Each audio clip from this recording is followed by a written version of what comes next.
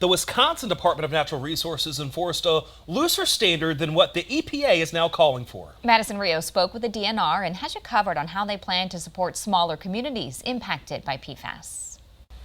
Before the EPA set these new rules, the Wisconsin Department of Natural Resources enforced a standard ratio of 70 parts per trillion for PFAS in public drinking water. Now the DNR will have to tighten this standard to a ratio of 4 parts per trillion. I spent the day reaching out to smaller communities in the southern part of the state to see how this rule could change their already slim budgets.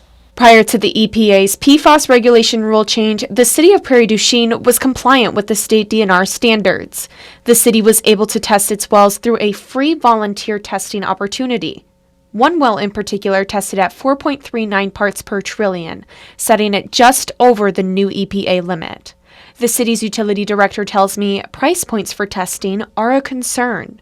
If you have 4 wells, you got 4 wells you got to test and you got to pay for, let alone for these bigger municipalities that have many more wells than what we have. So he adds Prairie du Chien's water department is going to have to take action in order to stay within compliance. The DNR says there is a loan through the EPA called Emerging Contaminants in Small Disadvantaged Communities.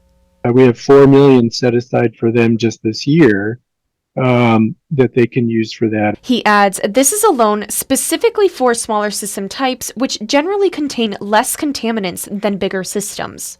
Still, environmental advocate group Clean Wisconsin says nearly 355,000 people are served by systems that do not meet the new EPA standards for PFAS. To that, the DNR says it's working to find solutions. The drinking water systems out there that know they have an issue are working with us and our engineers and money people. We're doing what we can. Funding is also available through the federal bipartisan infrastructure law. The DNR says it can take up to 3 years to align its current standard with the new EPA standard.